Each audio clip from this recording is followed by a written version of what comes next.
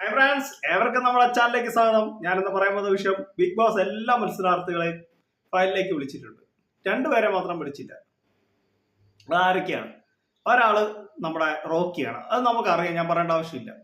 ബാക്കി ഒരാളല്ലേ, നിങ്ങൾ അതേക്കുറിച്ച് അറിയാൻ എൻ്റെ ചാനൽ സബ്സ്ക്രൈബ് ചെയ്യുക. രണ്ടാമത്തെ ആൾ സിബിനാണ്.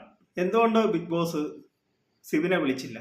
ഇമാതിരി കാട്ടാൻ കാണിക്കരുത് ബിഗ് ബോസ്. എല്ലാ മത്സരാർത്ഥിയും നിങ്ങൾക്ക് ഒരുപോലെയല്ലേ.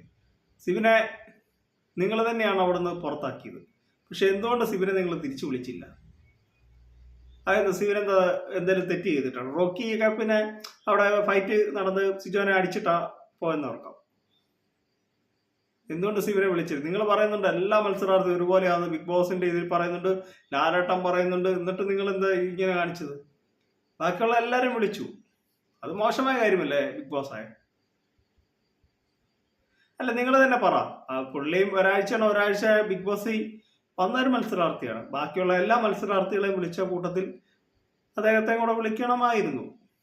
എൻ്റെ ഒരു അഭിപ്രായമാണ് ഞാൻ പറഞ്ഞത്. നിങ്ങൾക്ക് തോന്നുന്നുണ്ടോ അത് കാണിച്ച് ശരിയാണോ തെറ്റാണോ എന്ന്? വേറൊന്നുമല്ല, അദ്ദേഹത്തിന്റെ ഗെയിം കളിച്ചു, നിങ്ങൾക്കത് ഇഷ്ടപ്പെട്ടില്ല, പിന്നെ നിങ്ങളുമായിട്ടെന്തോ പ്രശ്നം ഉണ്ടായി. പക്ഷെ ഒരു മത്സരാർത്ഥി എന്ന നിലയ്ക്ക് എല്ലാ മത്സരാർത്ഥികളും ഫൈനലിൽ എല്ലാം ഇവരും വരുവാണ്. അപ്പം ഫൈനലിലേക്ക് വരുമ്പോൾ നിങ്ങൾ ആ വ്യക്തിനെ ഒഴിവാക്കിയത് ശരിയായ കാര്യമല്ല. അത്രമാത്രം സിവിനൊന്നും ചെയ്തിട്ടൊന്നുമില്ല. നിങ്ങളാണ് സിവിനെ പിടിച്ച് പുറത്താക്കിയത്. അതേക്കുറിച്ചൊന്നും ഞാൻ പറയുന്നില്ല. മോശമായ കാര്യം മോശമാണെന്ന് തന്നെ നമുക്ക് പറയാൻ പറ്റും.